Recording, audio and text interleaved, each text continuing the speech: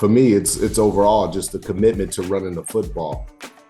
Six different guys were able to touch the football and just having that success. I thought Jordan Mason, he's been really steady for them. And then this other kid comes in, Isaac comes in, and he plays extremely well. But it's Brock Purdy. It's them using Deebo Samuel in the backfield, using him in different ways. And Kyle Juszczyk, he stepped up and made some plays. But for me, I'm going to go on the other side of the ball. I'm going to go with the Seattle Seahawks. Geno Smith, there's no reason why they should be having 52 pass attempts. And I think they're still trying to figure out who they are on the offense and defensive side of the ball. They're trying to figure out their identity, new coach, some new players. But at the end of the day, this is Geno Smith. This is not Tom Brady. This is not Drew Brees. He should not be throwing the ball 52 times. And even when it was 16-3 or 16-0, the game is still within balance.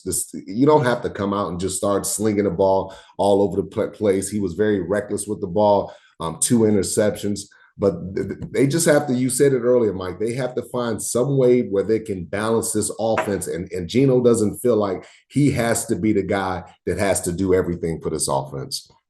Yeah, because Kenneth Walker III is a very good running back, but when he gets 14 carries for 32 yards, he doesn't get much of a chance to show it. But right. Credit to the 49ers defense for finding a way to handle him because he can be very good. He gets loose. He can create some damage. I saw him split out wide a lot last night, and it was one play where it seemed like a ticky-tack illegal shift that took away a long touchdown by DK Metcalf where he was fading out to the left, and he never supposedly got set, although it looks like he might have at the very tail end.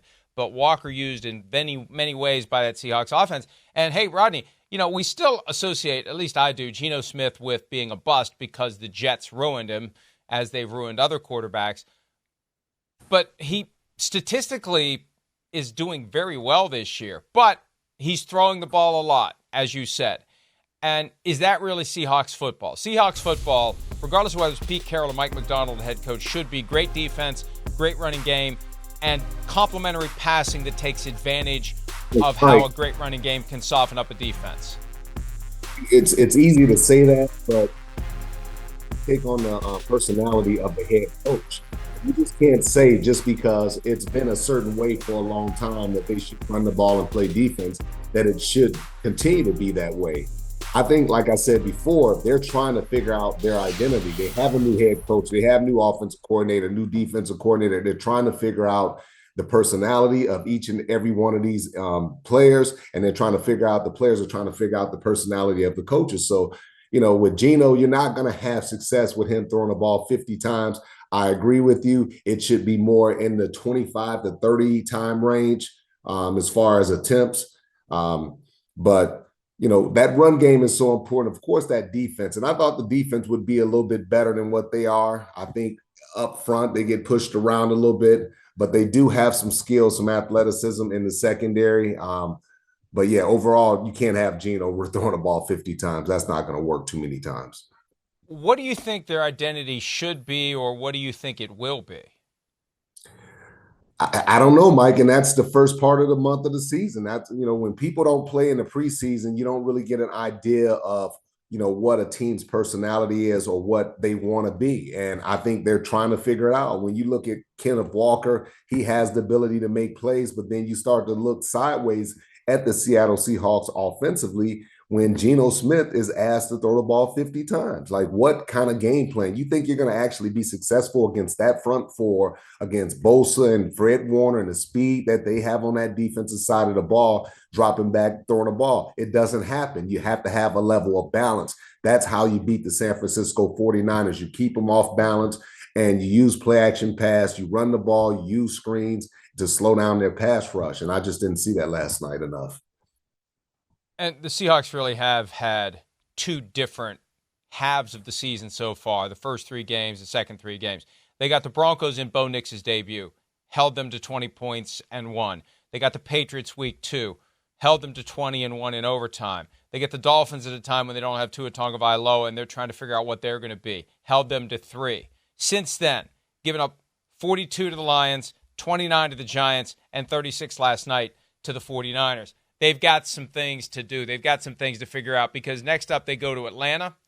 They have the Bills, they have the Rams, and then they have their bye. So from 3-0 to 3-3, They got to figure it out or it's going to fall apart quickly for them. And waiting until the bye week to figure out identity is probably going to be too long. They need to win at least 2 of these next 3 to, I think, be legitimately in position to try to make some noise when we get to January. What do you like about the Seahawks? Like you said, I don't know enough yet. I like Kenneth Walker III. I'd like to see him get used more. And I'm struggling to get past the whole Geno Smith equals bust thing, even as he's in his 3rd year as a starting quarterback and he's earned a contract that he's already outplayed, and he was trying maybe to get an adjustment this past offseason, and the Seahawks were able to fend that off. They've got great receivers. They've got too many receivers. I think maybe that's one of the reasons why they throw too much. We have assets devoted to DK Metcalf, Tyler Lockett, used a first-round pick on Jackson Smith and Jigba last year. We got to get the ball to those guys. It's almost like it's spread out so much it keeps them from doing one thing really well. They got a lot of talented players. Offensive line has never been great in Seattle for as long as the Pete Carroll, Mike McDonald, John Schneider group has been around. But I like what works. And in my mind, what works is what we saw in 2012 and 2013. Great running back, great defense, a quarterback who can kill you if he's given an opportunity, and that's how you put together a championship team. And they're still trying to struggle to find that formula or any formula that works.